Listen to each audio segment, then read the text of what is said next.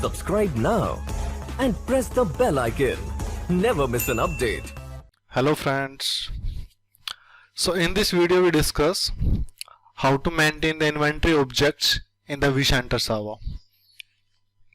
So first of all, I am going to log in on my vCenter server, so you can use your vCenter server FQDN here with HTTPS protocol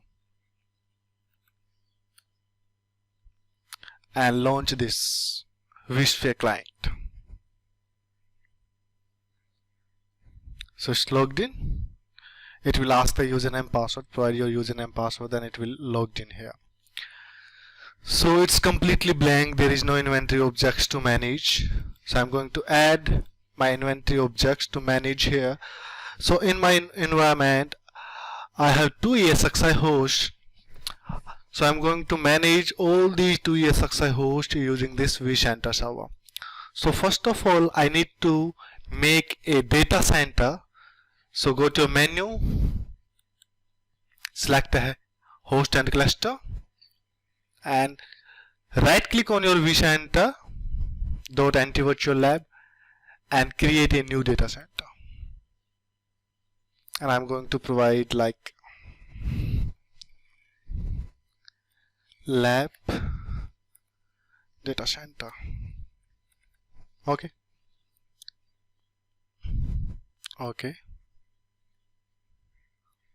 So our data center is ready. Now we are going to add our ESXi host on this data center. So right click on your data center and select new host, add a new host. And here you can use your IP address of your target host, or you can specify your FQDN. So I'm going to specify the FQDN -01.nt. Okay. Next, provide the username and password of your ESXi host.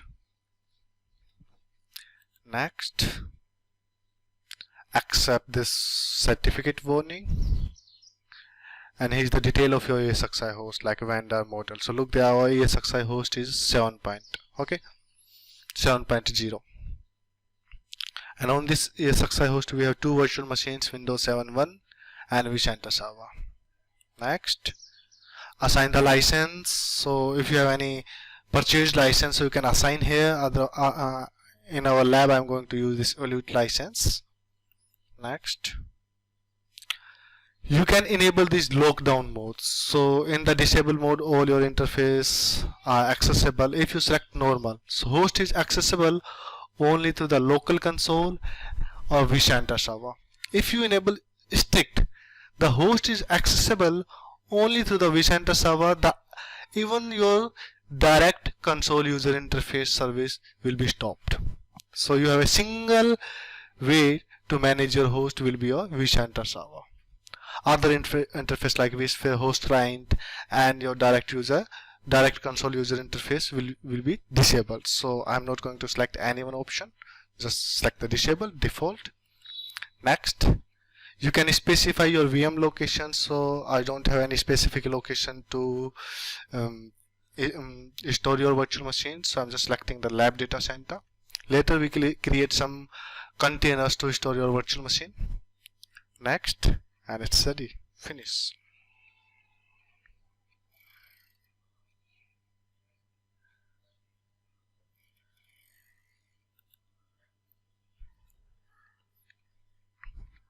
Okay, so your host is there. I'm going to add my second host, ESXi 2.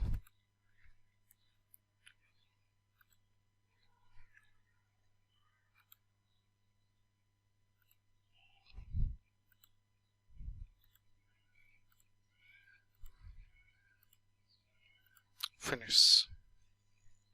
So it's adding your standalone host to your vCenter server.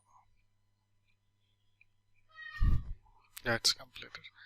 So we have both ESXi hosts is there. This is your host and cluster inventory view. If you select this one, this is for the VM and template inventory view. So you can find your virtual machines here. This is for the storage inventory view. You can find your storage. So I have a single data store on my ESXi1, and you can find your network here. So a single network, VM network. Now I'm going to create some folders. Like first of all, on my data center, I'm going to create a folder for host and cluster, and inside that folder I will store my all the host servers.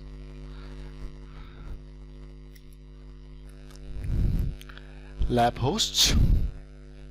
Okay, so is your folder. Move your host inside this folder. Simply you can drag and drop. So host is inside there. Simply I'm going to create another folder for my virtual machines. New folder, select new VM and templates. So here lab VMs.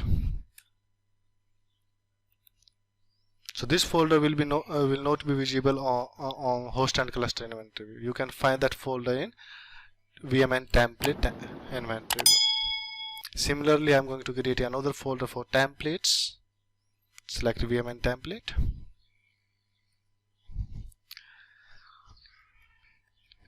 Templates. Okay. I'm going to move my virtual machines inside the lab VMs.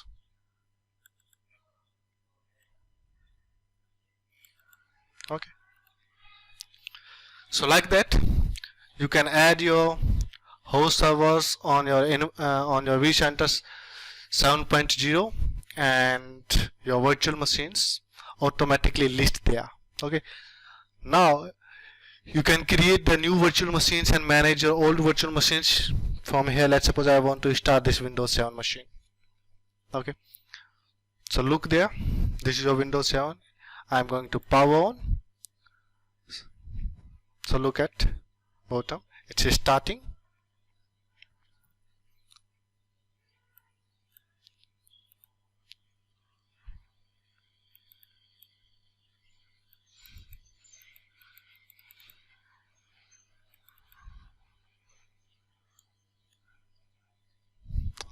Okay. You can connect with the console by this icon, or you can right click on your virtual machine and select open console. I'm going to open in the VMRC.